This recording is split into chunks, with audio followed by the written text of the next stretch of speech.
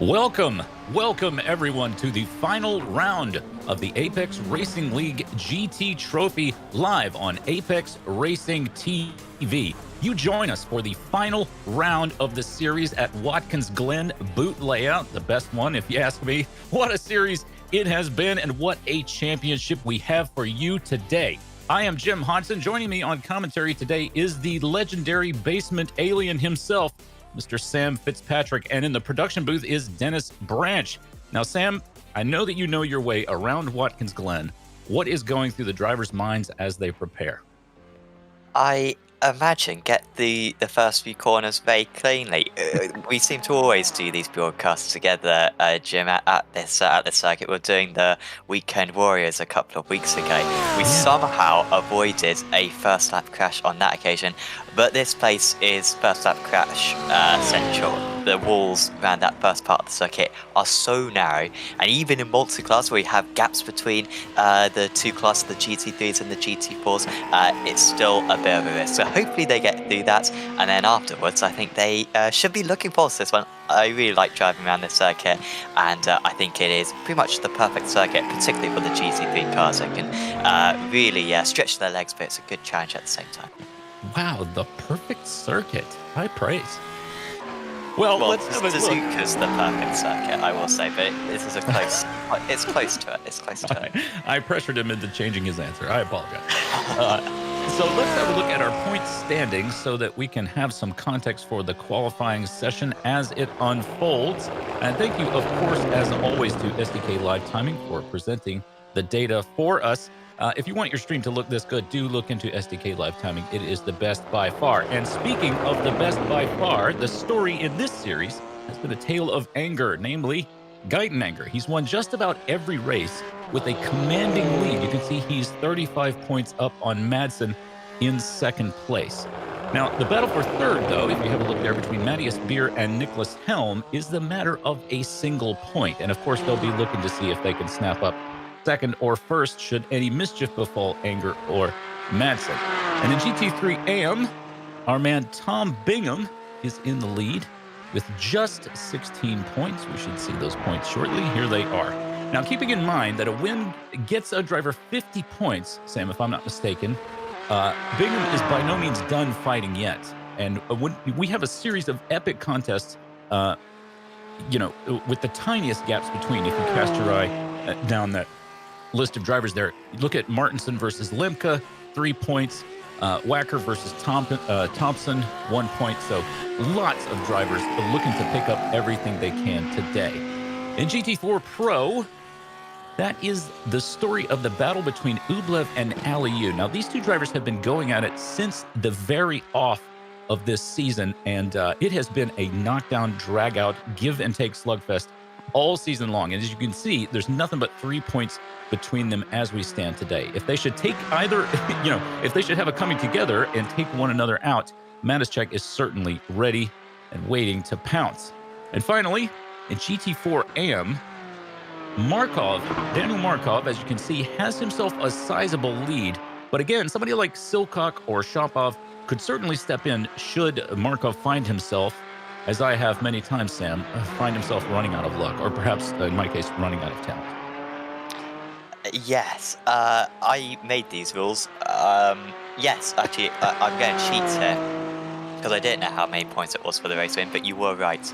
It was 50. It goes 50, and then I think 44 after that, so a decent gap, isn't it? And then you get 3 penalty points for every 10 incidents that you pick up. It's not a massive problem around this circuit. I mean, it's an hour-long race, so you could pick up the 10 incidents, but you have a decent chance of reducing that. And if you get 0 incidents, you get 1 bonus point as well. And that, with the small margins we're talking about, those penalty and bonus points will be absolutely crucial for a couple of those championships. Prizes for the top 3 in each of the drivers' championships. I think there might be some prizes for the team's championships as well. So it is certainly worth trying to get yourself up there for the pride as much as those prizes as as well. First few times coming in for qualifying, they're all by themselves. If it looks a little bit weird where we're watching one car and then we change to another car and the other car disappears, it's because they're all by themselves on this track. They've got 4 laps to put in to try to get to the top of the standings. Yes, indeed. And this is Madsen, Nick Madsen, pounding around the track. He will be making his final couple of turns here, and he'll be wanting to place himself, no doubt, faster than Guyton Anger, whom you can see is at number 1. Here comes Madsen around the final turn of the circuit. We'll see how he looks when he crosses the finish line. Any second now. Here he comes. And he's done it, Sam. A 1:45.5. Nice work. Yeah, that's excellent. As far as I've seen this season, Anger doesn't always get pole position as far as I'm aware, but he always has the pace in the race. Is that true, or am I incorrect on that? No, you're very right. He's certainly, and he's done it. Well, never mind, because he's just gotten himself pole position. A 1:45.2 for Guyton Anger. An excellent pole run for him. And yeah, he managed to just sneak by Madsen. That is Markov, I believe. It is indeed in his white and gold livery there, just making his way through the bus stop. So yeah, Anger doesn't always get pole in qualifying, but he definitely has pace and racecraft, which, in an hour-long format like this are key. Yeah, and 3/10 is huge. And by the way, of course, Nick Madsen, the Season 1 Apex Racing Academy Porsche Cup champion. He missed the first round of that championship as well. It was only a 6-round championship, and he managed to win it despite missing the first round. That's how competitive Nick Madsen is. Matthias Beer, also very competitive driver, race winner in the GT4 championship we had a few months ago, and also has won a race in the Apex Racing League GT championship. So for Anger to beat those guys is really impressive. Anger also has raced a little bit in the Touring Car Championship on Thursday. Hasn't had quite as much success in that. Won a couple of races, I think, but it's really fought for the championship. But he has been absolutely mighty. At the moment, Aliyu as well at the top of the GT4 standings, which can be absolutely pivotal for that championship. As the Jazz are putting in kind of their final lap times at the moment. I think they only get 4 laps to set. I think pretty much everyone's on their last lap right now. Yeah, surprising. They're on their 3rd lap. My bad. I was just going to say, not too much time between Aliyu, Matischek, and Ublev. Not much time separating the 3 of those drivers. Of course, they are leading that category, so you would expect them to be fighting as hard as they can. We're looking here at Aliyu. No doubt hoping to improve his time and give himself a little bit more room to breathe. Although, Sam, these cars have to battle with one another while also battling with the GT3s. And speaking of GT3s, we've just seen Broom go to the top of his class's timing tower with a 1:46.2. But anyway, the GT4 Pros, not only do they have to battle with one another, but they have to watch out for the GT3s, don't they? Yeah, and the traffic aspect is so fundamental as Masichek is improved. It's been a tiny improvement there because, tiny improvement. He's still in 2nd place there. But yeah, they have got to deal with that. The traffic element this season has been fundamental. And this is, I'd say, a slightly more awkward circuit to deal with traffic, particularly around this part of the circuit, through the bus stop and then through that carousel, I think it's called. It can be quite easy just to stay behind a driver potentially. And so do got to be careful of that one. We have got a slightly reduced field compared to the start of the season. We've got about 30 drivers taking part tonight, so that should help concerns. But yes, still those GT4s will have those all those GT3s pass them a few times in the race, and that's very difficult to manage. Well, we've got just over a minute left here in qualifying, and it looks like Madsen is just going to decide that he cannot put himself onto pole this time. He's got 3/10 there, as you can see, behind Anger. Anger into the pits as well. This is Beer. You're watching here complete a lap. He would like nothing better than to put himself between Madsen and Anger, if possible. Here he comes. And now down the straight, takes a very wide line through the final turn there. Let's see how he does with himself. looks like he has not managed to quite improve. You can tell by the white time. So he's all done. Here's Matizek. Let's see if Matizek can... Nope. I was just going to say, let's see if he can grab himself a pole position, but no, he dipped into the pits, didn't he? Yeah, bit anticlimactic. What can Hubler do? The 299, the amateur driver, very close in those top standings for the GT3 AM. Crosses the line. And I'm not even sure if that was a lap, to be fair. I think he may have already, may have been his 5th lap. But that's the end of qualifying anyway. So, yeah, the final qualifying of the season is over. And I think pitting that Anger has got yet another win, as another pole, as he goes for his 6th win of the season. Well, this is the battle for the overall and for GT3 Pro. As you can see, Anger, as we said, got himself into pole position, followed by Nick Madsen. He is joined on the front row by Madsen. They're followed by Matthias Beer, a great qualifying result, if I may say so for Beer. And then Poulet in 4th, followed by Neil Cooper. And on down to the GT3 AM category. Looks like Andrew Broom managed to put himself on pole, followed by Tony Dugan, Greg Hubler, and then there's Geyer and Smith, I believe. And on down to our GT4 Pro results. It looked like Ali Yu, of course, and then Matizek and Ublev in the top 3, followed by some GT3 AM drivers. GT4 AM drivers, excuse me. Silcock, Velikov, and Markov 3rd. Surprising to me to see Markov in 3rd, but he will no doubt make it into a race over the course of the day. Looks like we're going to get ourselves a full formation lap here, Sam. Yeah, I did set up the session. It was a little bit of a frenzy. I'll take you behind the scenes in Apex Racing League. I was a little bit late to do it, not going to lie, and so I didn't. Usually, if there's an option to use the short pace lap, as we can do around this circuit, it's one of the few circuits, along with, I think, Road America is another one. And there's a couple of others where you can kind of line up with about a third of the lap remaining. I didn't see that option. I'm not going to lie. I didn't tick it, and that's where I got the full formation lap. But it means I can spend more time with you, Jim, so it's all good. And we're going to have a nice tour of this Watkins Glen circuit before we go live. Yeah, absolutely. Now, you mentioned turn 1 sort of snafus, shall we say. And this, you can see, as we'll just take a tour, we'll take a rolling tour of turn 1 here in a moment. It's pretty deceptive, isn't it? So downhill braking zone right here into turn 1. And then there's that big runoff area, but you can get outside track limits, can't you? But if you flirt with it a little too much, you can pick up a 1X right there.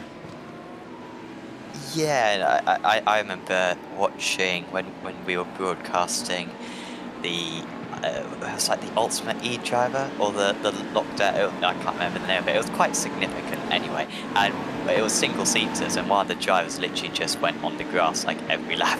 They were very good. These were like real life drivers who were racing, and they were just going onto the grass every lap, basically like diagonally. Going across the circuit. I don't think the drivers would do that, but if you pick up a little bit of grass on the exit, then that could be pretty good. But once again, like, if you're in the championship, you cannot get 3 penalty points. That's throwing away a couple of positions. So it's fundamental that the drivers keep it within check boundaries. A couple of other areas where you can pick it up. You can get a bit of a slowdown here. Those curbs are decently sized, but of course, if you get on the inside of the curb, then all of a sudden they become a bit smaller, so it's not that much of a deterrent there. And then also through the boot section, you can just run wide a couple of the corners and pick up a bit of grass. Of course, this circuit in real life has got quite a lot more tarmac run up nowadays. So a lot of calls to kind of implement that on iRacing. I quite like the grassy areas. I'd like to see a graphics update, make it look like 2020 rather than 2010. But in terms of the run-up areas, I think this generation of the circuit got it about right. Yeah, I agree. I like it better too because if you shouldn't be able to drive into the next county and consider yourself still on the track. I mean, I like the sort of aesthetics of new tarmac, but I like the high risk, low reward. You think about a track like Monza with the Parabolica. You don't want drivers to be able to drive very far off the track and be able to keep the car, on the up and up. We want them to feel the pain of, that way we don't get into arguments like the one that we just had with Hamilton and Verstappen. Yeah, I would. You know what? I'm just watching the boot section here. It'd be pretty cool if that was all tarmacs just through the boot, because then it returns like a street circuit almost, wouldn't it? The walls right to the edge of the circuit. I'm throwing ideas out there for anyone at Watkins Glen's listening along. Credit me when you make those changes, but I think that would be pretty cool. But I think the rest of the circuit keep the grass. We do like the grass on sim racing in particular. Well, we're about to get started here. Madsen actually leading Anger. And they will change positions as we come around the final turn and this race begins. Normally, there is another car between Madsen and Anger. That would be the car of Poulet, who usually pulls over to block Madsen from chasing Anger down. But that will not happen today as Anger leads the field. And there is the green flag waving with Beer in third place overall.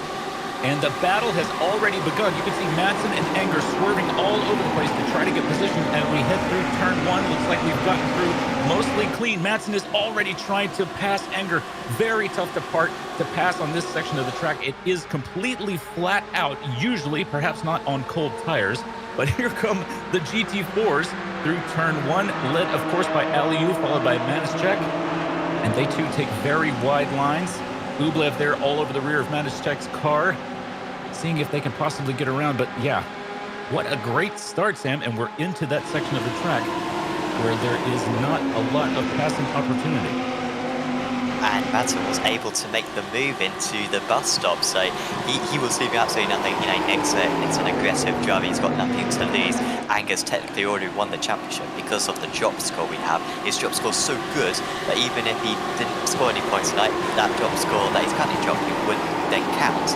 And that would be enough for the points to clinch him the championship. So really nothing to lose for Madsen, nothing to lose for Anger. And we should see some entertaining racing as Anger might lose a place there because Beer is looking very racy. So maybe just struggling to get those Lamborghini tyres up to temperature at the moment. Beer just having to play second fiddle or third fiddle. But once again, we've got the clean start at Watkins Glen. It's a very nice start.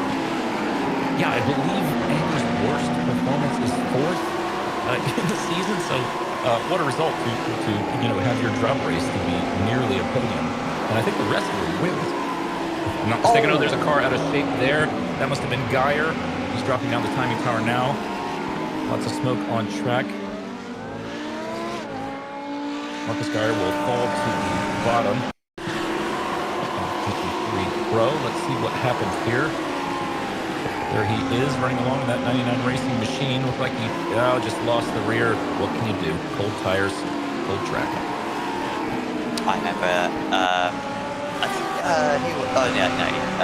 I lost the championship actually at that corner when my teammate crashed in a very similar fashion on that one of a race. And I'm not bitter about it. I don't bring it up.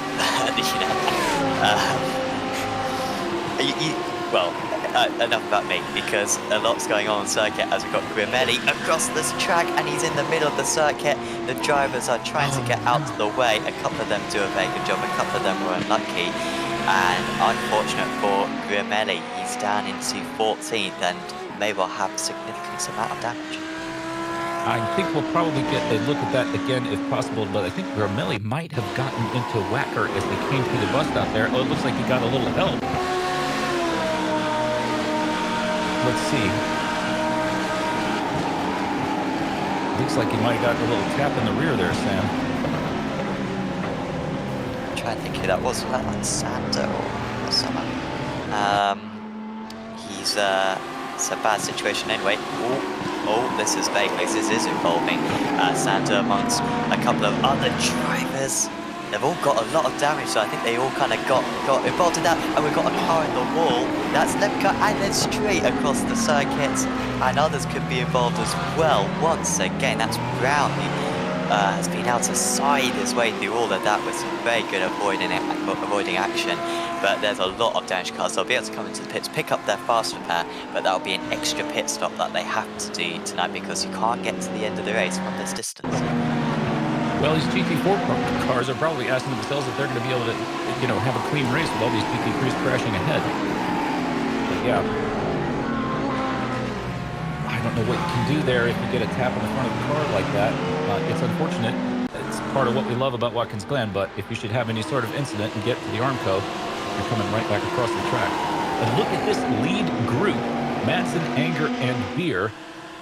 This is probably the raciest we've seen our leaders be with one another. Beer once again taking a look at the outside of Madsen's car to see if he can't try to make a pass as we head down into the angle. No, we're in the toe. Excuse me. Yeah, I always get a bit lost. The anatomy of the foot is not so my strength, as a wise man once said. Beer's got to go for me. Come on, there you go, box him in. That's what we like to see. Oh, being backed out. Yeah, tough spot there, just because of yet again like another downhill braking zone into the turn there. Very easy to go off track.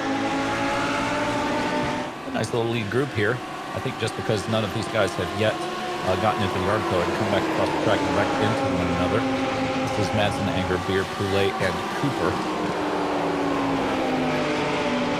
But yeah, I was just thinking at the start there, normally, well, not normally, but certainly often, as we saw at Sebring, Poulet would be covering Madsen off to keep him from chasing Anger. That is Ublev we're looking at here, with Matischek and Aliou ahead. And something terrible has befallen Markov. He's all the way down at the bottom of the field. Is Markov. Normally, Markov, of course, a GT4 AM driver, is usually mixing it up with the GT4 Pros. So something must have happened to him. He qualified quite low down, I think, as well, didn't he? So maybe he's having like some technical issues out there, but we didn't see a spin for him at all. There hasn't been any significant crashes in the GT4s from what we've seen. And he didn't come into the pits either. So yeah, odd race so far for him, but I'm picking some good races to jump in on because this is awesome. I mean, we're only 6 minutes in, but hopefully Madsen can keep this lead because Madsen just going half defensive around a few of these corners is increasing this group of the top 5, and even Green on that last lap was actually faster than these drivers by a tenth of a second. So these 5 will stay close to one another as long as Madsen's leading this race. I think the question is, how long can he hold off Gates and Anger behind? Time to get out your Congas, I think. So my Congas? Yeah, for the Conga line. Oh, yes. There you go. Sorry. I'm not a fan of culture, clearly. No. Well, we'd be somewhere else, wouldn't we? There's Madsen with a very defensive line, pulling all the way over, but it didn't look like Anger much cared. Oh dear, very wide Anger. We do not normally see mistakes of any kind from this man. I'm thinking about the first race in the season at Spa. It was as though he was in a completely different league, like he was in a prototype racing everybody. And we've seen that a couple of different tracks. Anger seems to be really struggling. Did he just take the escape road? Yeah, he made a bit of contact with Cooper. There was nothing between them on the brakes, and well, this is a bit of a test, isn't it? And if he could win the race from here, Anger, well, that would be very impressive. Because down to fifth place, who it was. He kind of had that one covered. I mean, Cooper was being maybe a bit over-aggressive, trying to go for the outside move there. But Anger could have afforded just to leave him a bit more space. I know he left a car's width, but, you just got to think of the percentages. I think that the other probably going to need slightly more than the car's width. And contact between the two of them. Still think Anger's probably the fastest driver. He was superb in qualifying, of course, decent faster than anyone else. But yeah, 51 minutes to go, and it could be a bit tricky. But how good is this as well in the GT4 league? Aliou at the moment, in championship winning position. He would score 6 more points than Rublev and take the lead of the championship. So, wow, this is high stakes, to say the least.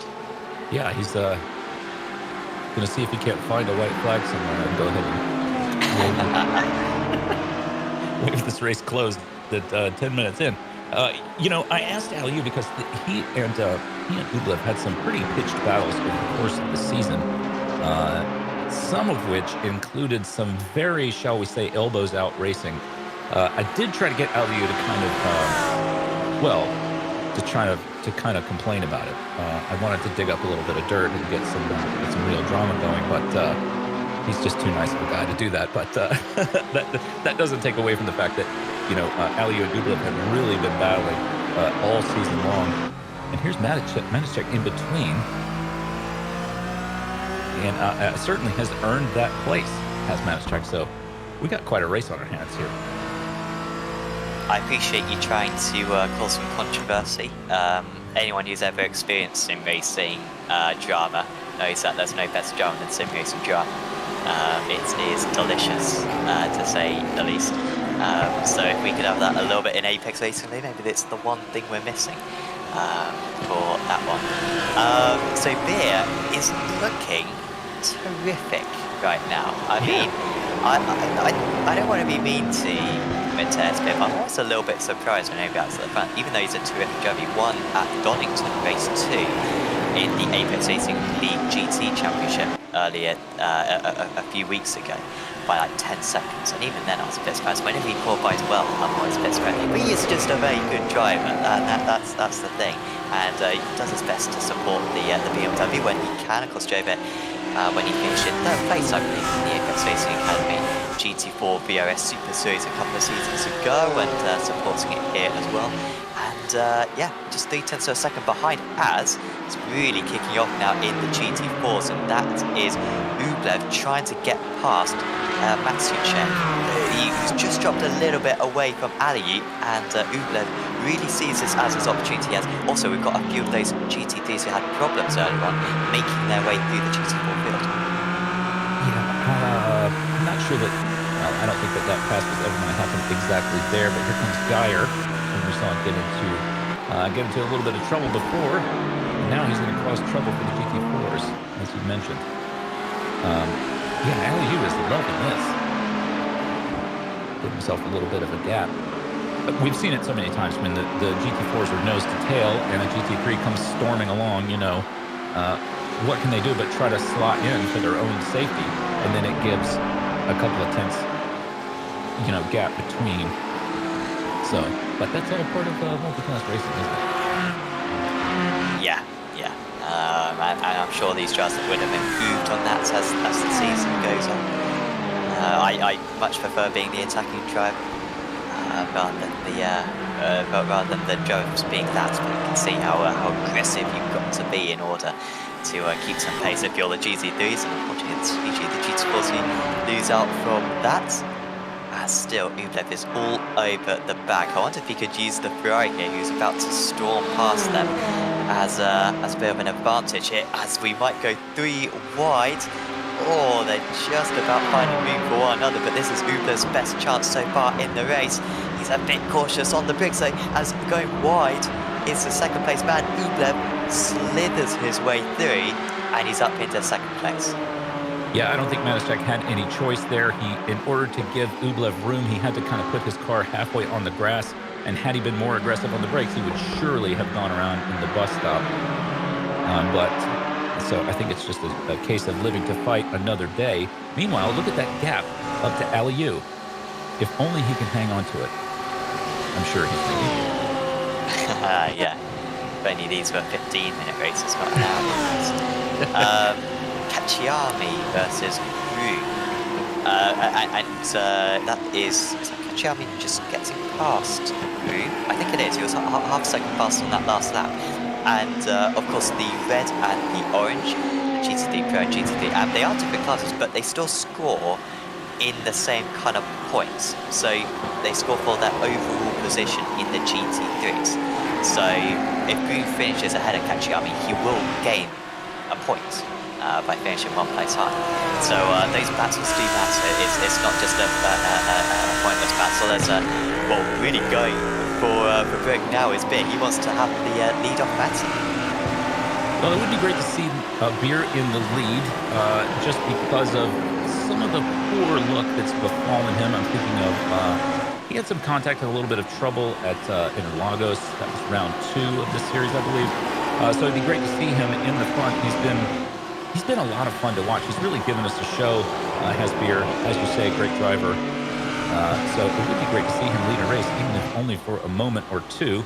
And it looks like he's going to make an attempt here into turn 1 on the outside of Madsen. Don't think he's quite going to be able to make it work, but he's certainly keeping Madsen honest. A little bit far back. Do you know this could be good because he can close up and then stay in the dots when have to lift off.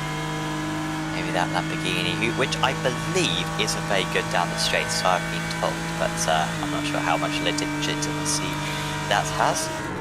If only we were not using the bus stop. This bus stop really does take away a massive overtaking opportunity because it's very tricky to overtake at the bus stop unless you're way faster, because the other drivers can just cover off the inside, and it's so narrow that the inside line is almost always going to work, whereas the carousel is a massive opportunity around the outside. It's really impossible to defend there, but this is the layout that we're using because the BRS, the GT3 series is using it as Anger gets up 1 place. He's up into 4th, and with the leaders battling so much, Anger hasn't really had to do too much to close the gap. He can see the leaders just a second or 2 up the road.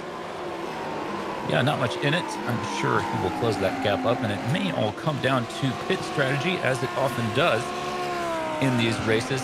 We were just talking a moment ago about whether you prefer to be the overtaking car or the car being overtaken, and having driven in multi-classes in real life, in very slow cars and also in more competitive cars, I can say it's a lot more fun to do the latter. Being passed all day is nerve-wracking and not that fun. I used to do karting. We had on test days there used to be the cadet cars because believe it or not, I used to be a young person, and I know, right? I wasn't born with a top hat, and then there would be junior karts as well, and anyone who knows karts knows that they're very different. One tops out at about maybe 40 miles an hour, the other tops out at over 60. And it's absolutely terrifying when you've got a bunch of 13-year-olds passing you at twice the speed that you're going, as not going twice the speed is Beer. I'm sure you would have been hoping to. And Madsen holds on again, so yeah, definitely. It's just all about having the control, isn't it? You decide the fate when you're overtaking rather than when you're being overtaken. I wonder what happens, and I'm skipping ahead in time here. We're looking again at the GT4 class, that battle. Ublev is doing everything he can to catch LU there with Matischek just on the rear of Ublev's car. I wonder what will happen, Sam, when Anger, supposing he does, of course, closes the gap up to his teammate Boulay. I wonder if there will be some team orders, or if... what's happening here? Is that Geyer still? Interesting. This is Grimelli, I think. Is it not Sander? I think it's Sander. Ooh, he's trying to go up the inside. Quite. Here he goes. Yeah, why hasn't he... Has he already taken his fast pen? Had a second incident? No, Sander hasn't. No, he has pitted. But he's got a lot of damage still. I don't know why he didn't take his fast pen. Or maybe he's crashed again. Very easy to do, certainly. Here are our leaders once more. Quite a conga line going along, and Anger has indeed closed up that gap to Poulet. So we'll see if he's able to get around, or if Poulet says, nah, I think I'll just keep this one for a while. We haven't yet seen Beer in the lead. Would be a great way, even if just as I say, because of the show that he's put on for us throughout the season, would be great to see him lead, even just for a lap or two in the Jaguar. If we have a look at the rear of his car, you'll see his plate says Jaguar. Oh, that's across the circuit. How well do these guys do to avoid? They do very well. I want to say they've dealt with that in the past. That was pretty scary for a moment. I think that was Chop Off just going off the circuits. No, it's Belicom, apologies, the circuit. But they've all got past nice and quickly. I'm sure Madsen will be breathing a sigh of relief after that one. There is the Jaguar. I'm just refreshing my liveries right now, actually. And these liveries look good. These look very good. I'm impressed. Well, thanks for joining the broadcast, Sam. Good to have you. I do love that angle that we were just looking at. We were looking from the front of Poulet's car there at the rear of Beer's car. It does please me that you can, the detail is such that you can see the fuel line set up at the rear of the BMW there with the AM fittings and the distribution block. There we are. You can see those blue fittings in there. Have to be very careful when you're doing those up because they're made of aluminum. And if you tighten them too much, they will explode. They are expensive. What would happen if they exploded? You just have to buy another one. After you say a few choice words, of course. You know, you don't want fuel leaking. That's bad. I hear. So I'm not an engineer, but fuel, not good. Very angry stuff. And speaking of angry stuff, quite an interesting series of passes there, but our three leaders have now gotten around, and four, excuse me, because Anger has as well. Anger's still all over the rear of his teammate Poulet. Well, not exactly all over the rear, is he? There's a little bit of daylight there, but Beer is still all over the rear of Madsen. and just dropping back on these guys is Cooper. So I think Cooper's just been held up a bit there. He's now 3 seconds behind, or I think it was also a mistake, but was right on those guys at the end of the last lap. And now the GT4 lead is right close. Remember, whoever wins out of Ali and Rublev wins the championship. As long as they finish in the top 2 places, that would decide, or even in the top 4, that would decide whoever finishes ahead. So Rublev back into the draft range, which seems to be fairly strong in these GT4 cars around this circuit, and so it's a proper 50-50, I think, from here between these two. Yeah, we've got a race on our hands for sure. Absolutely. There they go once more. Aliou.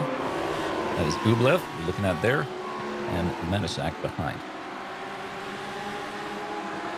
There's the 5th place driver, Velikov's 8 seconds behind, and that'd be much slower.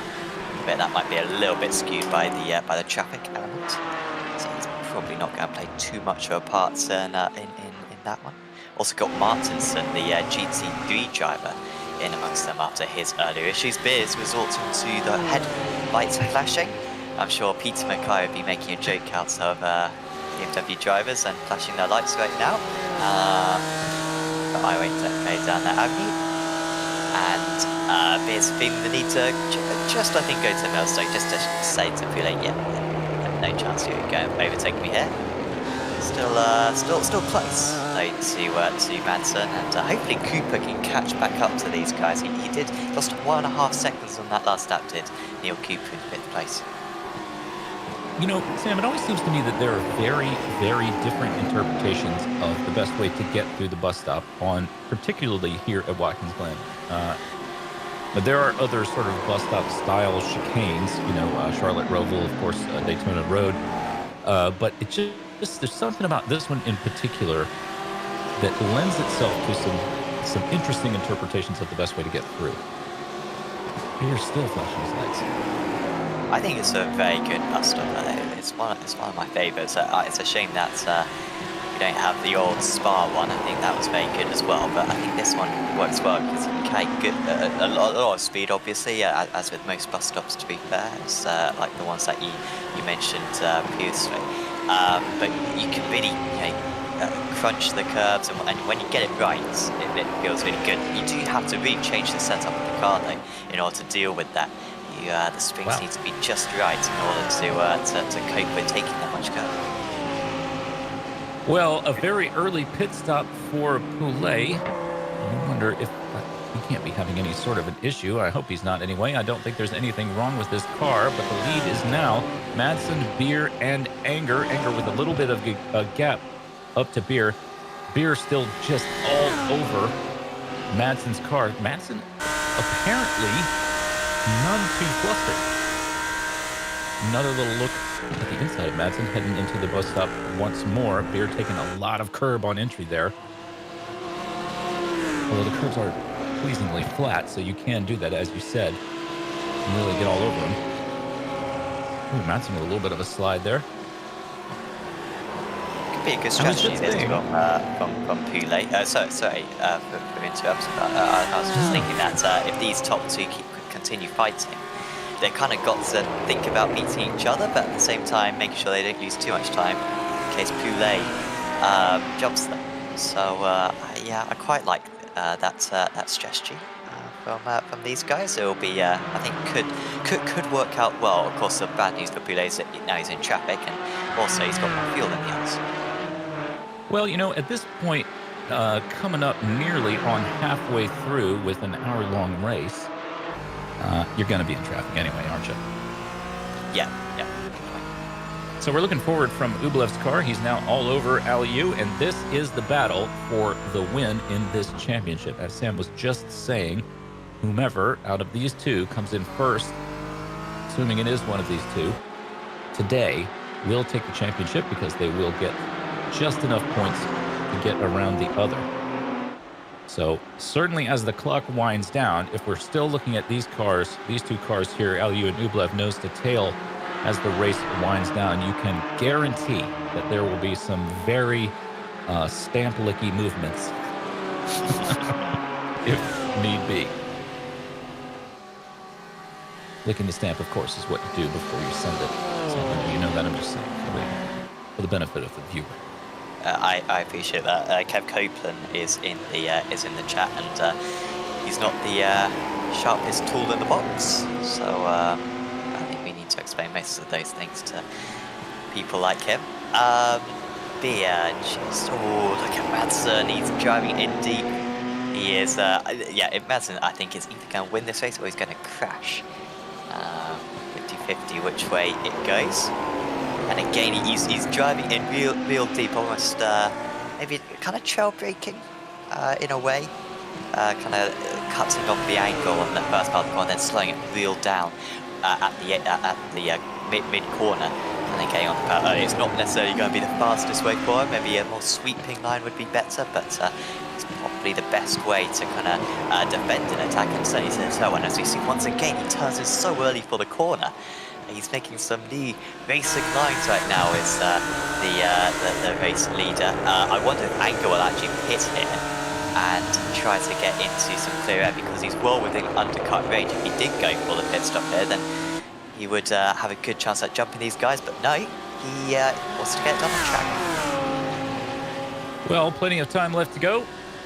So plenty of racing left to do. I was just saying a moment ago about Madsen that he looked so composed in the lead. Beer, just filling up his mirrors. But as soon as I said that, we're starting to see him, as you say, go in a little deep and slide the car around a bit. It seems to me that Anger may be getting held up a little bit by Beer here. So we could have a very different race if Anger should get around. Now, just taking a look at the GT3 AM category, it is Broom and Dugan. Dugan just set the fastest lap of the race so far today. There he is. So you would assume that Dugan, having just set the fastest lap of the race again, now he's got a second, as you can see, nearly a second and a half up to Broom. But he must be he's got to be closing that down. Neither car has pitted. And Poulet doing a good job of scything through the field. Gives us a good idea where the other cars will come out. Poulet is an outlier thus far in the timing tower. Of the top 14 cars, he's the only one that has pitted. There's that GT4 battle once more. Aliu just leading Ublev. I think Poulet is the only driver out of the entire field who doesn't have to pit again. Everyone else who has pitted got repairs for all those couple of incidents we saw on lap 2 of the race, I think it was. You're right. And so picked up their fast repair. But the drivers are limited to 60% fuel for the GT3s and 50% fuel for the GT4s, as Beer has come into the pit So he's going to try to go for the lead. Now, this is humongous. This is going to be a great reference for us to see if this strategy has worked for Poulet, because if Beer's behind Poulet, then that shows that, that the Belgian driver has massively benefited from that early stop. It should be fairly close, but those guys seem to be fighting pretty hard there. I reckon Poulet's going to have the advantage here. Well, we'll see shortly. That was a little bit of a slide for Poulet there. He's certainly not taking it too easy on the car. Let's look down the pit road and see if we see Beer's car coming out. It's still in the stall, Long not stop. yet moving. 4 seconds longer stationary. This is going to be close, but I think Poulet is going to have him. Ooh, wow. Yeah. Well, yeah, that was odd for so Poulet was stationary for 17 seconds. Beer stationary for 21 seconds. So 4 seconds longer. And yeah, actually, the gap was very small. So as long as Madsen and Anger have a sub 20-second pit stop, which I don't think would be particularly out of the ordinary, they should be able to keep the lead. So maybe it hasn't quite been as successful for Poulet as I thought it meant. Well, Beer looked like he was struggling a little bit on cold tires. They will warm up shortly, I have no doubt.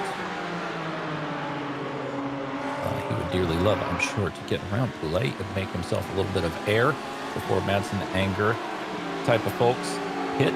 Anger just setting the fastest sector of the race in Sector 2 and Sector 4 on the previous lap. So certainly not taking it easy on anybody as Anger. No, he wants to get that gap as small as possible to Madsen, who puts in a personal best himself. So they want to,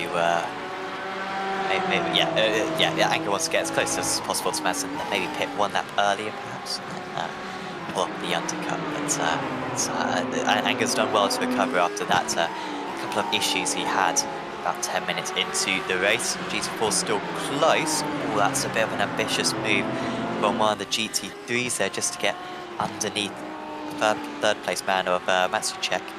And he has eventually got that one, but that had held up Matsuchek slightly. I think Ublev will be the next to be overtaken. He's taking a slightly defensive line there through the final corner, just to deter an overtake, as both the championship contenders come into the pit. Gosh. And I think you'll go Silcock longer maybe. than this. Apologies.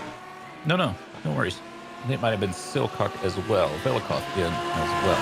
Yeah, that was a. I think they were almost trying to trick one another, like taking that final turn as fast as possible and then diving into the pits to try to make the other car. I think that they were going to go the long way, but unfortunately for both of them, they were pulling the same trick on one another. It seems, or maybe they're just trying to get the fastest pit lane time possible. I think the GT4 fuel should be able to go to about 40 minutes. Is that kind of the length that we've seen so far this season? Should do, yeah. You'd think. Not sure, honestly. So fairly early for the pair of them. And then these GT3s, limited to 60% fuel, should be able to go to about 36 minutes into the race, I reckon. Usually a full tank takes you about an hour in these cars, so they've got a couple more laps to go. I'm surprised Anger didn't pit that last time round, to be fair, to try to get the undercut, but maybe he'll leave it one lap longer, or maybe he's waiting for Madsen to pit ahead, or I don't know. Who knows what is going through his mind at the moment. Yeah, maybe he's watching Netflix and he doesn't really, he's not really paying attention to the race. You know? There are those drivers out there who say that they watch Netflix for most of the race, even though that's impossible. I don't know anybody would say that. So. I hope they're not, because it makes us feel worse about our racing skills.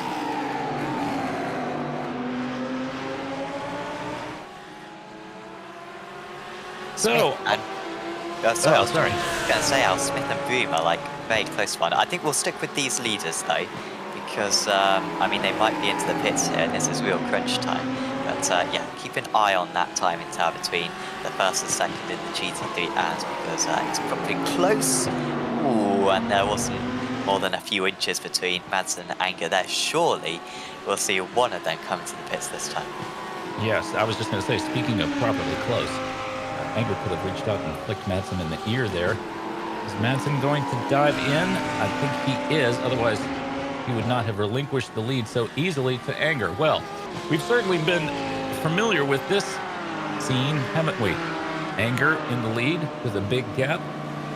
Currently 25 seconds back to Kachiami. He will shortly inherit second place, I have no doubt. So it's all coming down to the pits, as it often does. And what other result would we have? I mean, it's the way the race is designed, isn't it? It is. I'm not a massive fan of pit stops in these races, but it's an hour-long race, so it would be very tight. Ooh, that's hitting the wall there for Poulet. Should be all right with that one, but he knows how big this is as Madsen's already coming out the pits. Madsen, I think, is going to have this one over Poulet. He's got a short to run through turn 1, and he is just ahead, and Poulet will have better acceleration up the hill, but Madsen holds on. Madsen's pit stop was 19.4 seconds, so Poulet having a shorter pit stop than everyone else, but Madsen still with enough in hand, so it's a net second place there for Madsen. The big question now is where Anger comes out. Yeah, everybody back in GT3 AM pitting as well. Dugan, Bingham, Thompson, all in the pits. They will shortly come out. And Bingham, of course, in the lead points-wise. I would like to stay so, I have no doubt. Looking here, of course, at Anger, who's leading the race. Kachiami in second place. He did indeed inherit second place, and he will no doubt need to get himself into the pits, as will Anger himself. Let's see if he pits this time around. Indeed, he will. So, will be interesting to see what happens here, won't it?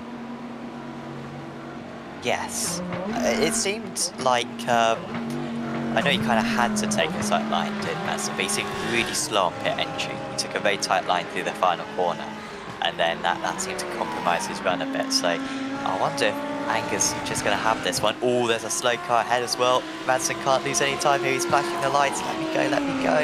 Is that Madsen? It's a roadblock in Madsen's eyes. I won't lose him too much. Anger with a shorter pit stop. He was 1 second shorter stationary, and I think he's going to have it. Let's see. It will come down to what Madsen can do around this turn, but I think you're right.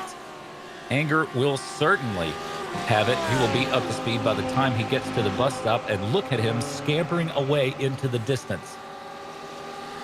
Oh, Madsen's got to be chewing his knuckles on this one. So Anger was 1.5 seconds faster stationary. And the gap is 2.7. It was, a combination of factors there. I think maybe Anger saved a little bit of fuel whilst back in the pack. And then having that caused a slightly shorter pit stop stationary, and then also got a much better run through that final corner on his in-lap, and was just very quick on that in-lap as well, so lots of factors, and it's given him the lead fairly comfortably. I mean, 3 seconds, that is how impressive Gates and Anger's been this season. Yeah, great driver. Dennis, if we could look at Martinson, Julian Martinson, car number 277, I just want to have a look at what he's up to. There he is. Now, Martinson has pitted on lap 3, has not yet taken his second stop. He will certainly have to take a second stop for fuel, if for no other reason. But he's just kind of trundling along with a wadded up car. I wonder what his reasons are for doing what he's doing. I guess he's got no faster pass left because he's already used his, and so he just wants to get the points if possible, but a little bit of a danger for the other guys at the moment. What's that lap time? A 49.5. It's not too bad, about 3 seconds off the pace. Meanwhile, we've had a change for the lead in the GT4s. We've now got Masicek at the top, Wow. ahead of Ali. Ublev in third. Now, if it ended like this, I'm not sure who would win the championship. I'll quickly look in just a second. But Ali may well need to get the victory here. But what a pit stop for Masicek. I guess because he was in second place that whole time, just was able to save fuel. He had a 2.5 second quicker pit stop, and so managed to get the lead. But it seems that Ali's a little bit quicker here. So if you can pull off that move, that would be huge. And meanwhile, Ublev with a long pit stop did Ublev 27.8. That's 4 seconds longer than Masicek, and that's 3 seconds longer than Ali. So that's why he's a bit further back now, and has got to catch up to these guys if he's going to win the championship. I believe if we ended like this, unless I'm very much mistaken, which is highly possible, I think that Aliu might be able to take the championship on points. Masicek having a great day on track today. You know, we can't take that away from him at all. He's really driving the wheels off of that Porsche today. But he hasn't had quite these results in previous rounds of this series. So he's bloomed late in this series, but turned into quite a rose here in the last example. I think that's what motorsports broadcasters say, isn't it? I think pretty much. A little bit. Eat your heart out, Meinhof. He's might be under pressure here now. Okay, let's see if there's a move here. Oh, he's not quite there. So if it ended like this, it would be a tie for the championship lead. He would gain 3 points, would Aliu on Ublev, but it would be a tie. Then the next count is the highest drop score. Now, Ublev's drop score is 39, Aliu's is 38. So, Ublev would win the championship. So Aliu has to win this race. Pretty much if Aliu wins this race, he wins the championship. Any other combo, he loses. Now, what we also need to think about is the off-tracks. If they get 10 incidents, then that would be a problem for them. But at least I'd hope that they'll keep it below that. So there's plenty of factors still at play here, but if Masicek wins this race, apologies, Aliu wins this race, he's pretty much got it now. Even if he did get the 3 penalty points for that, he would still be there, as we are going to have a change for the lead. He goes for it through the third spot corner. Well, too wide. He hasn't quite got it done yet. And this is a very tricky corner here. Now ahead, but that second to last corner has caught me out a time or two and has caught drivers out today as well. I believe you were saying that you had a teammate with some issues in that corner at one point, or maybe it was down in the boot. Yeah, Aliu back ahead and a flashing light from Masicek.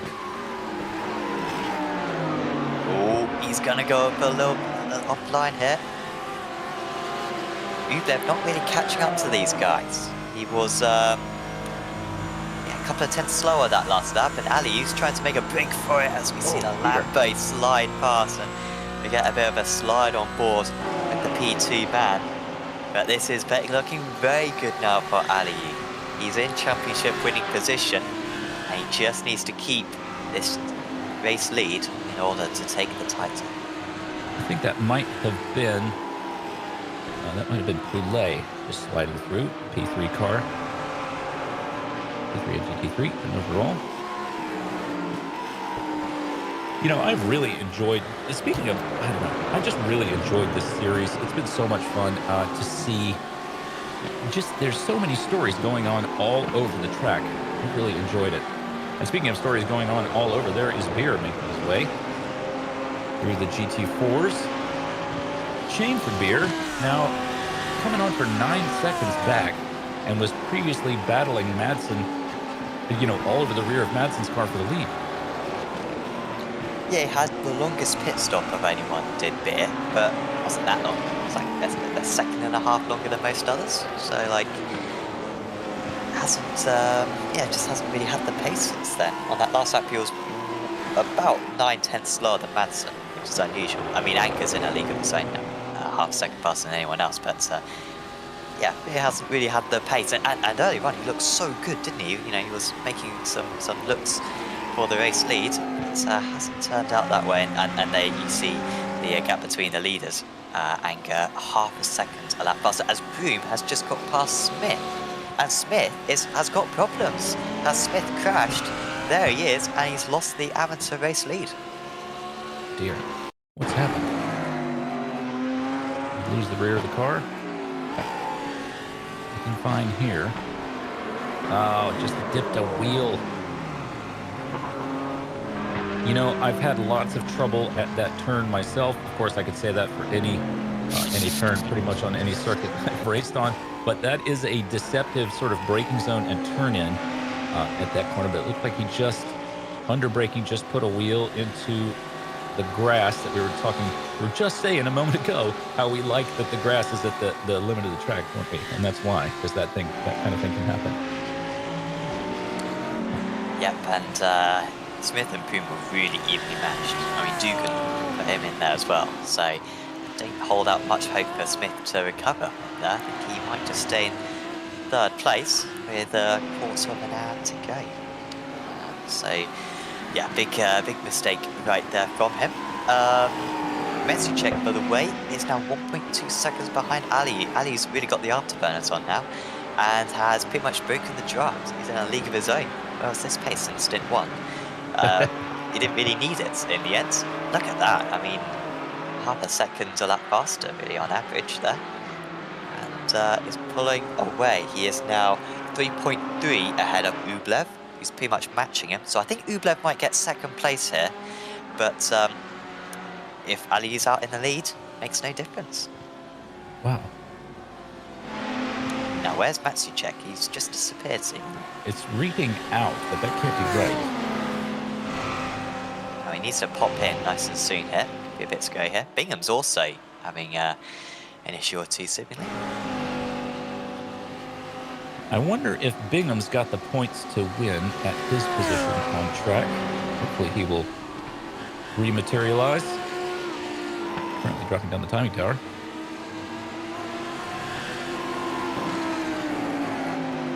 Looking here at Geyer, who had a few incidents early on in the race, running in 8th in his class.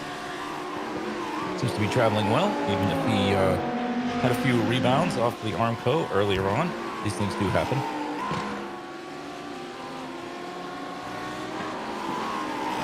GT3AM, quite a big field today, isn't it?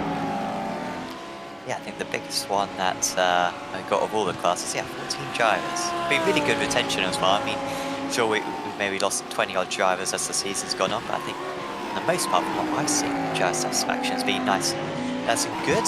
And yeah, thanks to all the drivers for sticking around. Bingham is still dropping down, and in fact, so that is weird. So both Bingham and Metsuchek have both had their throughput fall to an unacceptable level there. I don't know if that's coincidence. Is that linked? Hotel? Chirago? I don't know. They've out of the session at least. Now, the good news for Bingham is that he's got a 16-point lead in the championship and his drop score is 20. So he would need his championship rival Martinson, who isn't really doing very well at the moment, down in 12th place in the amateurs. He'd need Martinson to finish 2nd place, or sorry, 4th place overall. Like beat Beer. I don't think that's going to happen. So he should be alright there. But no, not a nice way for Bingham to round out this season. No, certainly not, especially after his performance at some of the previous races. I'm thinking of Sebring. He had a great race, although he's had a couple of great races, has Bingham. A lot of great drivers in this series. We've had such a time watching everybody on track, and as I was saying at the top of the broadcast, some just unbelievable battles for position. Shame to see that happen to Bingham, but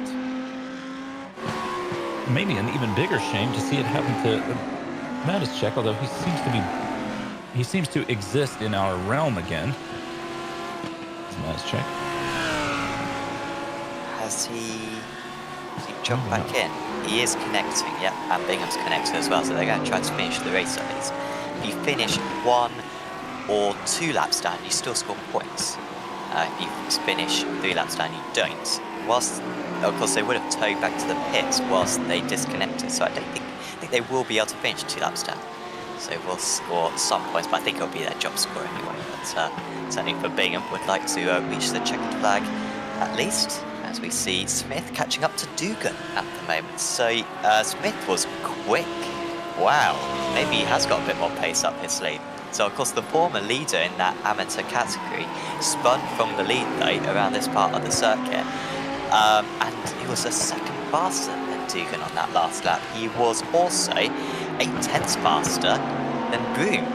So Smith maybe had a bit more pace up his sleeve, and he is really using it now. This battle for the lead is still on, but Dugan has to get past Smith quite quick. Yeah, you wonder who was meant to receive those headlight flashes that we just saw, given that there was not a car, not a car ahead. Looking rear here from Dugan's car at the front of Smith's car, with the tricolore there just in the middle. Very close. And I think Smith is going to get around as we head up the hill.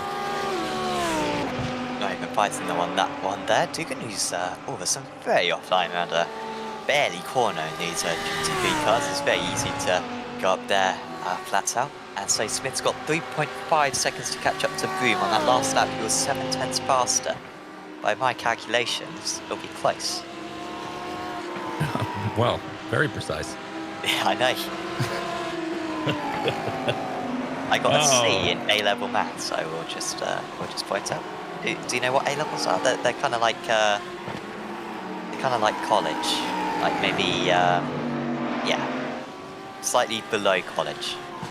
Right, and that's when above high school. That is when you.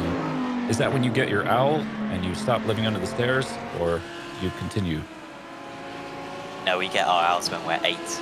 It's our brooms that we get when we do our A-levels. Yeah, Got so it. Yeah. Makes perfect sense. Well, as you say, Smith will no doubt want to get himself a broom. I just left a space there for you to groan, Sam, but I didn't hear a word out of you. I was doing it internally. Oh well, that's I'm not gonna lie, I didn't even get that one. Well, he's frankly. catching broom, isn't he, Smith? Yeah, Just about 4 seconds back. but he's gonna need a broom. Right. Yeah. Well, we'll sort this out after the race. There is the broom in question. Currently in the lead of GT3 AM is Broom. And flat out, he will go up the hill. Let's see what he was able to do last time by. A little bit faster than Smith, about 3.5 tenths was Broom on that last lap, so he may be able to hang on to his gap. He might have realized that the hounds behind have been let slip, and he needs to get a move on if he wants to hang on to first, which he undoubtedly does. Speaking of hanging on to first, there is Aliou navigating the bus stop. He's got himself a significant amount of clear track. No longer battling with Matischek, of course, because Matischek had some kind of, we're sorry to say, technical issue or connection issue, which sent him rearward. Very unfortunate for him. He was having a great day. These things do happen, technical issues. There he is, pounding along a lap down. But Aliou battling with Ublev. Ublev would love to be able to catch up to Aliou and try to make some kind of a move in these closing minutes, this closing race of this season. I'm not sure, Sam, that Ublev is going to be able to make 3.5 seconds. And here we're looking at Silcock, who is in the lead of GT4 AM. Now, I had high hopes for Silcock. I'm glad to see him in the lead of GT4 AM. I had a lot of high hopes for Silcock because he had quite a battle in the first race of this season at Spa. I believe that was Silcock and Markov had themselves quite a battle. So I thought that we were going to see a battle from them, much like the one that we've seen from Aliou and Ublev. But Silcock's season didn't quite develop for him the way he might have hoped. So it's nice to see him with the lead in hand so far today. Yeah, I can't remember the GT4 series that we hosted too well. but Silcock certainly raced it. I think he may have won the GT4 amateur title in the past. I'm not 100% sure. So he would have definitely been one of the favourites going in. In fact, pretty much all the amateur drivers in this series, in the GT4s, raced in our GT4 Championship Season 2, which had mixed success, but it certainly established a core set of drivers who were very happy to have around because they're very high quality sets of drivers as well. And yeah, they've all kind of been renewing their battle from that championship in this championship. So yeah, Silcock, yeah, a bit surprised he hasn't got closer to the title, but a nice way to end the season from him. But yeah, it does seem like the championship's just going to escape them this time. Anger now 5.7 seconds cleared. Well, the battle's really calming down. There's on our timing screen, it goes red if there's a tight battle. There is a little bit of yellow. Beer versus Cooper. It's just gone below a second now for 4th and 5th. But that's as close as it gets. Beer's got to be a bit careful. No, sorry, that is, yeah, them going past Martinson. Apologies, yeah. Well, Martinson and Brahma, so there's a little bit of a battle going on. I was just looking for the yellow, as you mentioned, but yes.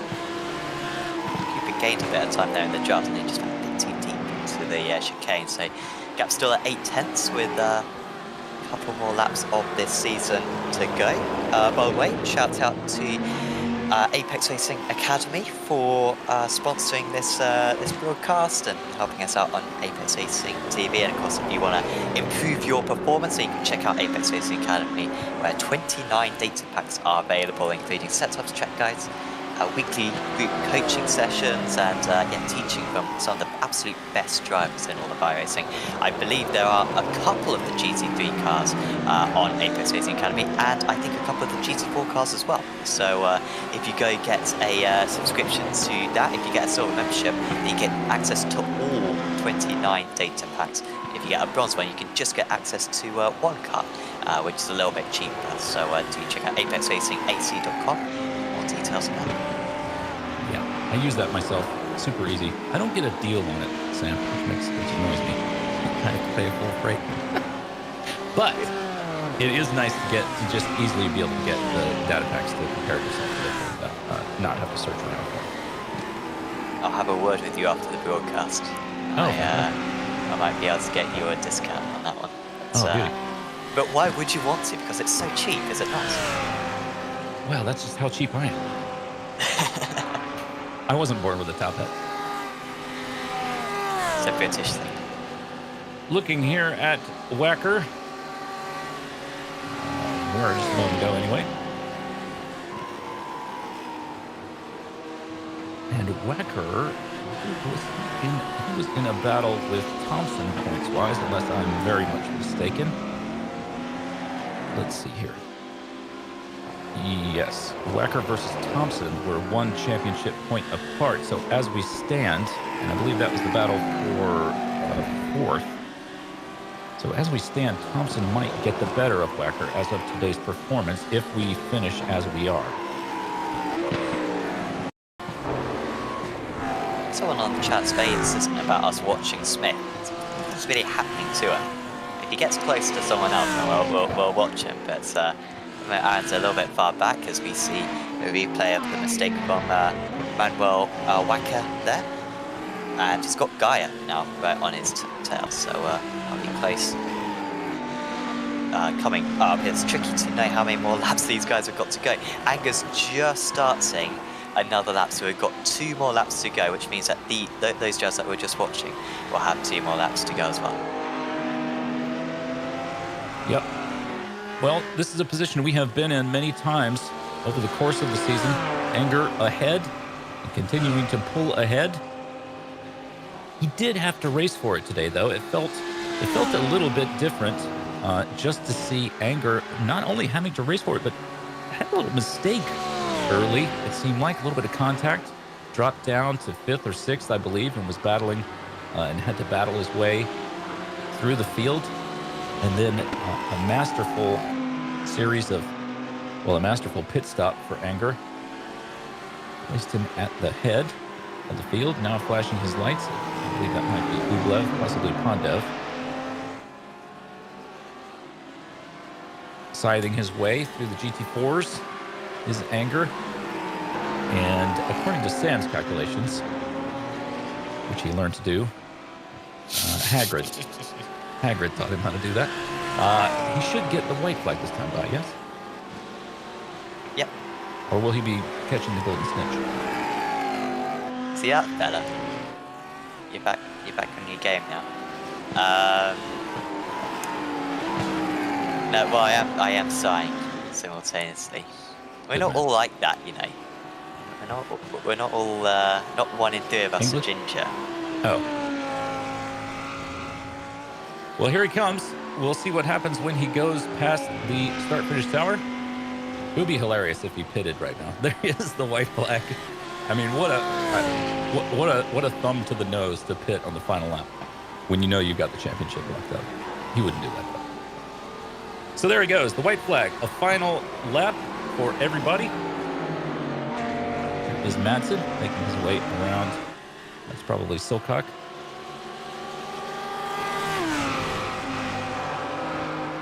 Shame for Madsen. You know, leading the race after taking that, taking the lead away from Anger right there on the first lap. That was a great battle. Really charged up sort of the first half of this race.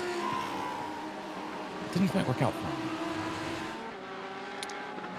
Yeah, fell a bit short in the end, as is Ublev, I think. Because where he's got the gap down is Ublev, but Ali is doing enough. Of course, they have got 1 more lap to go after this one, so hopefully they've got fuel to get to the finish. But this is for the championship. We've had some close championships before. We had a run to the line at Daytona in the American GT Championship, but we've never had a run out of fuel on the last lap. Ali just needs to keep Ublev behind, and we believe that would be enough for the title. So we'll be able to properly focus on those guys for their last lap. But before that, we're going to see this man take his, what I would believe is his 6th race win out of 7. Really impressive. Yeah, I think it is too. And so with the drop race, he won every single race, unless a simulated boulder should come crashing along the track at this moment. There he is, flashing his lights. It's Gaiden Anger who will take the win yet again. Overall, swerving left and right. Madsen with a light flash. Great performance for him today in P2. And Poulet, teammate of Anger, takes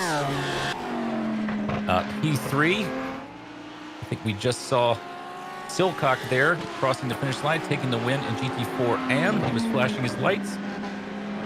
And next we will see Broom here. Broom just about to finish. Broom is going to finish with about a 3-second gap.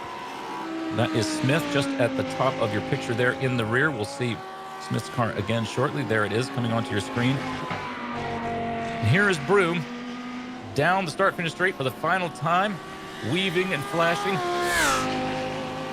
as though it were Mardi Gras. Who've got left to finish? Aliou. Yep, and he's keeping that gap. Is Aliou? It looks like it will be enough. Rublev will be frustrated, but he was kind of done in qualifying. I think Aliou's had that advantage throughout the race, and then he had the good pit stop as well. Managed to get a well, it was a kind of a poor pit stop for Rublev, if anything. They've been so evenly matched tonight. They've been evenly matched across the season. But it looks like the 330 is going to clinch it. I think so, and you got to feel good about it. You know, the few times that we've had to speak with him, he's been very level-headed, very modest. Driver is Aliou, so a great win for him today as he comes onto the start-finish straight for the final time. Does not do any weaving because another car, a GT3 car, was passing him at the time. But nevertheless, he takes the checker and the win. Does Aliou? Congratulations to him. A great season and a great development of results. There's the light flashing and the swerving from Aliou. As much as he battled with Ublev all season long, there is Anger demonstrating his pleasure there in the escape road at the bus stop. But really developed over the season, in my impression, Denali. Now, drivers, let me just remind you quickly, do stop in for a chat. We'd love to talk to you. Absolutely, there'll be a link in to our Discord in either description or the YouTube chats. So yeah, if you're a driver, pop on in wherever you finished, and we can have a chat with you as we've got the results up on screen. So, the GT3 Pros, congratulations to them. It was, of course, Guyton Anger in first place, followed by Nick Madsen. In second place, Jonathan Poulet in third. Beer, you got to feel bad for Beer a little bit to finish in P4, but a great finish nevertheless, followed by Cooper and Kachiyami rounding out GT3 Pro. And in GT3 AM, it was Broom today for Devils Racing. Well done to him. Smith could not quite catch him up. Smith will finish in P2, followed by Dugan, 10 seconds back, and Thompson coming on for a full minute behind. They're followed by Lemke, who finishes out the top 5 in GT3 AM. Now, in GT4 Pro, it was, of course, Aliyu with a 2-second, nearly 3 seconds gap back to Hristo Ublev. Those guys battled all season long, as we've said. And they're followed by Yulian Janovsky and Peter Matischek, who had just an unfortunate situation of some kind. I hope we later get to find out what happened to him, just so we can commiserate and tell him we're sorry it happened. In GT4 AM, it was Silcock, who took the win today, followed 3 seconds back by Mikhail Velikov. Boyko Shopov in third, followed by Markov, who himself must have had an issue. He finishes 9 laps down, normally in the lead in this class, and Vasil Angelov in 5th. Well, Sam, we've had some unbelievable battles all season long. Some unbelievable drivers have joined us for this series. We've been just extremely lucky to have such committed and talented drivers join us for the GT Trophy. Yeah, it's been a terrific season. I have just uploaded the points as well, and I will say this completely truthfully, these are subject to change. There might be slight errors in the points, which we are going to have to double check over the next couple of days, and of course there'll be protests as well. So there may have been incidents that we haven't seen, which drivers will get penalised for. So these are by no means the final results, but I will go through them anyway and kind of say how certain we are. So Anger's definitely won the GC3 Pro Championship. Madsen with a comfortable second place, and Matthias Beer finishes in third. Neil Cooper, by the way, going up to 5th right there in the last round. He gained 3 places. Bingham wins the Amateur GC3 Amateur again by 15 points, so should be comfortable enough to be certain. Lemke beats Thompson by 1 point for second place. Wow. But Thompson was up 2 places. He started the night in 5th, up into 3rd ahead of Martinson, who drops a couple of places. He was up in 2nd, drops to 4th, and Wacker drops to 5th. All very close that, so that could change feasibly. And then in the GT4 Pro, Aliyu is the champion. Again, though, it's only by 3 points, so it could change. It could change. Ublev in 2nd position, 3 points back. And Matsuchek, despite that, disconnects, still finishing in 3rd. And then in the GT4 AM, Silcock, 18 points clear, so we can be pretty much certain about that one. Silcock, the GT4 Amateur champion, ahead of Shopov and Markov in 2nd and 3rd. In fact, Markov did particularly poorly there. And yeah, well, led going into tonight. Didn't realise that Markov did quite that badly. So again, we will have to check that one. But of course, he retired, did Markov. And so the amateur champion should be Mark Silcock. I wasn't expecting that, I must say, Jim. But yeah, I just thought Markov's drop score was good enough for him to hold on. But turns out it wasn't. Wow. Really? Well, it looks like we've got Broom here, who might be willing to have a chat with us. Let's drag him in, shall we? Here he is. Andrew Broom took the win today in GT3 AM. Congratulations to you, sir. How are you feeling? Hey guys, yeah, thanks. Yeah, really good to end the season. So I can't complain. Everything went to plan. All right, well, interview over then, I guess. No, we've had a great season all season long. I was surprised a little bit surprised to see Bingham as far down as he was, but some great drivers in your class and the most popular class on track today. So you got to feel good about the win. Yeah, definitely. I mean, Tom's been fast all year. It's a shame I missed a couple of races. I think I maybe could have pushed him, but I mean, he has been very, very consistent all season and was fast on most of the tracks. But it was good to get a win today on the finale. I felt comfortable. Strategy was good, consistent, kept myself out of trouble. But yeah, and I didn't see what happened to him. But no, he's had a great season. So congratulations to him. Yeah, absolutely. Now, I think, well, Sam will remind me where your provisional finish is in the points uh, after he has a moment So to look at I have pasta in my mouth. Um, but I uh, am trying to look at it now. Mr. Broom finishing in 8th place in the championship. By our calculations, I beat again, broken record, could change, but 8th position gained 1 place tonight. Yeah, that's well, good. I mean, I can't complain with that.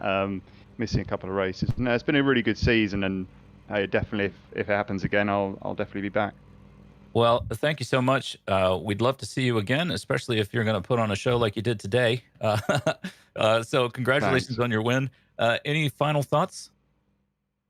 No, but thanks for putting it on. I mean, it's been a great season. It's run really well, and I do look forward to coming back in the future, definitely. So thanks again.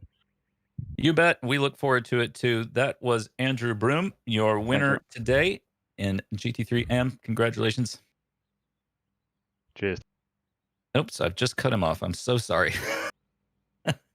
I left just enough air in them for him to think that I needed him to speak again. And then I let him slide. Well, it looks like we've got Mergim Aliyu here ready to have a chat with us. Sam, would you like to have a chat with him? I will do. Mergim Ali joins us now. Congratulations, Mergim. By our calculations, we think you've done enough for the title. We won't say it's absolutely sure because it could change a couple of things, but provisionally, you are the champion, and what a way to do it. That was a great drive from you. Thank you, Sam. Yeah, by my calculations, as well, I should have won. I'm gonna wait for the official results, of course, but I couldn't feel any happier right now. Definitely. Take us through your thought process through the race because it was a really good fight in the early stages, but then in Mhm. the second half of the race, you just seem to be super duper fast. I mean, how what was the championship kind of on your mind through that race, or were you able to kind of ignore that and just drive as you would any other round? Yeah, for me, of course, I knew about the points in the championship, but my goal was simply to win the race like every other race. That would have been the best possible outcome, and also be careful about the incident points with the car contacts and stuff. Had to be really, really careful with the traffic. But yeah, in the first half of the race, it seemed like we top three guys had a very similar pace. And then, yeah, with the slipstreams, it was very hard for me to run away from the guys behind. So I was just trying to do my pace and push as much as I can. And in the pit, we had in the pit stop, we had a kind of a crucial moment of the race. There I could gain a couple of seconds on P2, but also I got overtaken one lap later during the pit stop of Piotr. So I don't know how he pulled that off, but it was a great overcut by him. So great job to him. And yeah, in the second part of the race, my plan was still the same: just lead and try to win the race. And as I passed Piotr, he somehow disappeared behind me. I think his game crashed, unluckily. And yeah, from that moment on, I had a solid gap from P2, so the only thing to do was to bring it home. Your pit stop, as you were saying, really important points of the race. Your pit stop was much shorter than Ublev's pit stop. Do you know why that was? Were you saving fuel? No, actually, I was thinking that I would get jumped on the pit because I was leading all the race before the pit stop, so I wasn't even saving fuel. And yeah, I was super surprised as well that I didn't get jumped, and probably, I don't know, it was part of the fuel calculation, and yeah, mine were maybe a little bit more risky, but yeah, in the end it paid off. Well, congratulations on your, what I think is a remarkable feat. 4 victories across the season and 3 in a row to end off the championship as well. Before we say goodbye, Mergim, is there anyone you'd like to give a shout out to? Thank you, Sam. Yeah, I would like to give a shout out to my family, always watching the races and supporting me, and also my team, VLX Esports. And also, we shouldn't forget you guys broadcasting. You always do a great job, so thank you for that. Thank you very much, Mergim. Congratulations on the title, and we hope to see you back very soon. Thank you. Bye, Sam. Mergim, Aliyu, there, your provisional GT4 champion for this season. And I get what you were talking about before, Jim. Very humble, and I'm delighted he's so happy. Yeah, modest guy. You like to see a guy like that win, don't you? I mean, Well, most let's have a. sim racers are horrible people, so it's nice for one nice person to win. Well, speaking of sim racers, here is our second place finisher today, Nick Madsen. Congratulations on your result today, Nick. How are you feeling? How did the race develop from your perspective? It was a tough day as it has been through the whole season. As you have seen, Gaetan is the guy to beat, and in a lot of races I got P2, and I tried everything today.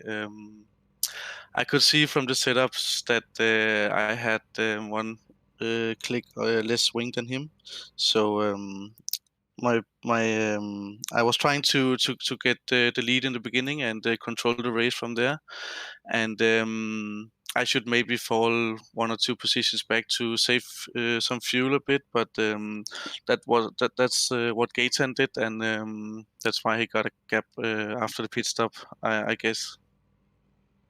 Well, I mean, just speaking from a fan perspective, it was great to see you guys battling. Especially, it was great to see you in P2 run it. A couple of times. I'm thinking of Sebring. You were in P3 after qualifying, and you were battling. As I recall, you were battling with Poulet and not able to catch up to Anger and really take the fight to the front of the field. So it was great today to see you not only fighting him for the lead, but taking the lead yourself. Yeah, I tried. I always try my best to have a good qualifier, but I also think that Gaetan maybe was using Poulet a little bit as a wall for me to get past him, and he did a really great job. We had some good fights, and yeah, on Barcelona, I was able to get ahead of him in the beginning and try to follow Gaetan as good as I could, and in the end, I had a gap for 7 seconds, and today it was only 5. So a little improvement from race to race, but at some point I might get him maybe in the next season. Well, we sure hope that you'll be back. You guys have put on quite a show. It has been such a pleasure to be part of the series, to see you guys, racing throughout all these rounds. Did you have a favorite race over the course of the series? Yeah, I think it might be Barcelona, because I was really, really trying my best to hang on to him, and he's really, really good in traffic management, and I think I'm good too. But I really tried my best to follow him. It was maybe kind of boring race in GT3 to watch, because we had in the whole race we had 3 seconds gap, and I had 3 seconds gap to P3 to Poulet, and yeah, but it was really just to keep focus all the time and focus on where to overtake GT4s in every corner. And yeah, it was. It's just tough to stay in the limit all the time and take care of your tires, take care of fuel saving, and there's so many things to focus on during a race. So it's not just sit and drive and do your best. It's kind of yeah, you have to manage really a lot of things in your race. Well, you've managed them well. As I say, you've put on quite a show for us. We've just enjoyed every moment of this series. Thank you so much, and we hope to see you back. I will hope to be back too. I love racing in Apex Racing League, and Porsche Cup and GT3 is my favorite car in iRacing. So yeah, hopefully we'll see you next season. Fantastic. Well, thank you so much, Nick Madsen, second today at Watkins Glen. Yes, and we'll have a couple more interviews. In fact, we'll drag up our championship winner now, Mr. Tom Bingham. Now, this is one of the championships that we can be a bit more certain about because, Tom, despite a disconnect tonight, you're 15 points clear by our calculations, and you should have that title sewn up. Congratulations. Thanks, guys. I'm just absolutely blown away. I couldn't imagine more drama than my PC freezing for the first time ever in the middle of a chicane when I'm beating the people I need to beat. I swore unbelievably loud at my computer. So thank God I was just able to get it reconnected. And oh God, what a nightmare! But I'm thrilled, absolutely thrilled with the championship win. Can't believe it. There's a simultaneous disconnect for another driver. It seemed to happen almost instantly. So I'm not. Yeah, I know. I don't know if you can do some diagnostics on it or something, but it may have been something to do with the server as much as your own system. But before that, it was looking fairly tight. I think you weren't having too many wheel to wheel battles. You were just outside the top 10, I think. But were you just driving it safe tonight, just to make sure you got a few more points in the bag? Yeah, the plan coming into this one was just to treat it like a 24-hour endurance race. Just 1 hour of keep it clean, try to get no off tracks, don't battle with people, put in some sort of like nippy laps, and just bag the points. Same sort of thing with Barcelona. I think I probably could have pushed in Court Dugan, but I just thought, you know what, for the championship, it's better to just play it safe and try and bag the points. I was really hoping to have a side-by-side across the line finish with my teammate. Actually, it was sort of lining up that way, but unfortunately the disconnect sort of spoiled the fun with that one. Yeah, but still 19th place was enough. And I mean, we've seen you drive, of course, the GT3s this season. You've been driving in the GTEs in the on Sunday nights. Now that you've won this championship, what are you going to focus on? Are you going to continue with this GT3s, or are you going to set your attention to something else now? GTEs in Apex GT, they're all a bit too quick. So I would like to focus on running the GT3s for a while, but I'll still definitely be running the GTEs with everybody. But the pace in the GTEs is phenomenal, how quick some of the guys are in there. So it'll be a while before I win that one, I think. But yeah, thrilled with the win in GT3 at least. Well, we'll have to put you up into the pros now for all your next championships. So you made it a bit more tricky for yourself now, but hopefully you can get an overall title at some point as well. Before we let you go, Tom, is there anyone you'd like to give a shout out to? Yeah, I'd like to give a massive shout out to my brother, who's the team owner of Performance Link. All my friends that tuned in to watch me disconnect this evening, and my teammate Andy for sticking with me for all the races, and all the other drivers and all the GT4 lads as well for staying mostly out of the way of all the crazy GT3s. So I appreciate it, and thanks a lot, guys. Awesome. Well, thanks for having a chat with us, Tom, and we'll see you back very soon, maybe even on Sunday. Cheers, mate. See ya. Tom Bingham there, your GT3 amateur champion for this season. And for our last interview of the day, He's apparently very popular with the very popular with the people. It is Mr. Aaron Smith. Thanks for joining us. Thank you for having me. So, congratulations on a second place win today. I'm sure you were hoping for a slightly better result. You certainly had some great pace on track. How did your race develop for you? Well, I mean, at the start, I sort of just was able to pull a gap to the cars behind because Tom's PC crashed, and we were just able to pull away the top three.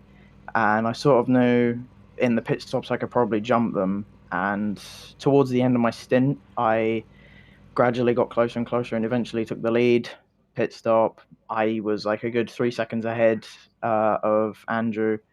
And yeah, eventually I just made a mistake. And from there, it was relatively quiet. Yeah, unfortunate. These things do happen. I've had that or a very similar issue at that very turn where the rear came around on you. These cars can certainly bite you, but you know, for somebody who had that happen to come back to a P2, position, and then you were you were chasing Broom down, I think, for a potential win if you just had another few minutes in the race. I mean, if I had a good another 5-10 minutes, I probably could have caught him. Because when I spun, I was a good 6 seconds behind him, and at the end, I was only 2.5. So it wasn't too bad. Like clearly today, I had the pace to keep up and even overtake the top three. But you know, these things happen. I mean, it happened last week, but you know, it is what it is. And second ain't too bad considering what happened. No, yeah, no, by no means is it bad. Yeah, so any thoughts just to close out the season? I mean, I certainly enjoyed it. I thought we had a whole lot of really great talent on track, yourself included. Any final thoughts? This has been a relatively good championship, especially with the AMs. It's been really close throughout the whole season. The pros, not so much. Anger kind of ran away with it. But yeah, it's been really fun throughout the season, especially the last couple races. It's been amazing to drive against these guys. You know, they're such clean races, and it's just been really fun, especially the tracks we've been driving at. So I've really enjoyed it. Yeah, me too. Absolutely. Well, thank you for being part of that clean racing and those great results. We'll let you go. If you have any final thoughts, though, I'd love to hear them. Just been an amazing season and hope to come back for a season 2 if there is one. So thank you, guys. Yeah, I hope so too. Well, congratulations on your P2 finish today, Aaron Smith. Looking forward to seeing you back soon. Thank you. Cheers, guys. Well, there he goes. And Sam, there goes this series. What a thing it has been. Yeah, it's been really successful. I mean, when it was when the idea was put forwards by shockingly not myself, but when someone else suggested, I was thinking, really, you know, will people really just want a 60-minute race in GT3s and GT4s? Turns out they did. You know, we sold out the grid at the start of the season, and I must say, you know, we put it on probably 20 odds Apex Racing League seasons. I think this has been one of the most positive I've seen from the drivers. They've really enjoyed it. You heard those interviews there. The drivers absolutely loving the racing, and so hopefully, season 2 will certainly be in the works. We'll hopefully get that underway at some point, and of course, all the information on that will be on our Discord, where there's a link to in the description, and of course also on ApexRacingLeague.com as well. We've got all our other series as well, pretty much a series for every day of the week on there. So no, it's been really enjoyable, and I'm glad I joined for this race because I think it was one of the races of the season, and it was amazing to see, in particular, that GT4 Pro Championship come right down to the wire. Absolutely. Well, you heard the drivers say it. Clean racing, talented drivers. It has been an absolute treat to be part of this series. Thank you so much for joining us. You heard Sam say it. We'll hopefully be back. We hope you will join us for another season. This has been Apex Racing League GT Trophy, live on Apex Racing TV. I've been Jim Hodgson, joined by Sam Fitzpatrick and, of course, Dennis Branch. Hope to see you again very soon.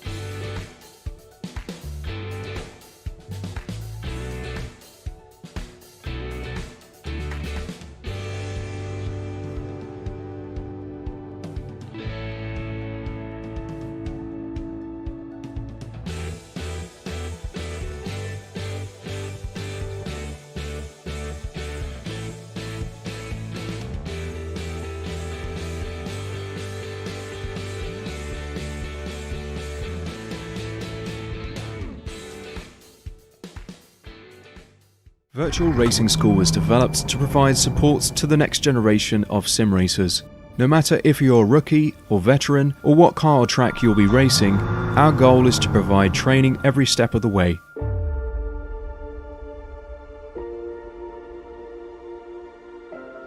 We found that iRacing can be quite difficult without proper training. There needed to be a way to prepare for on-track racing. With VRS, you can literally learn from the best sim racers in the world, including 4-time NASCAR iRacing World Champion Ray Alfalla. And Ray Alfalla is a 4-time champion of the NASCAR Peak Antifreeze iRacing Series. 3-time iRacing Grand Prix World Champion Martin Kroenke. Martin Kroenke becomes a 3-time world champion. Rallycross World Champion Mitchell de Jong. Mitchell de Jong is now champion for the iRacing Rallycross World Championship Series. And many other top sim racers. Data packs include everything you need to start learning. Our World Championship coaches create the data packs by setting a hot lap or a series of fast laps for you to compare, analyze, and replicate. Data packs also include a tutorial where the coach points out techniques they use to hit the fast lap. This gives you access to the latest driving techniques and setups before you even hit the track. Sign up for a free account and download the VRS telemetry logger. With this application running seamlessly in the background, your laps automatically start syncing to the VRS website. From there, you can analyze and compare 2 laps of your choice, whether it's your data, the coaches, or your teammates. VRS will automatically target improvement opportunities so you can get up to speed even faster.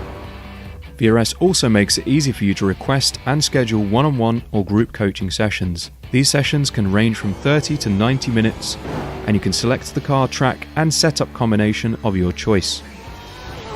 Visit virtualracingschool.com today to sign up and get started.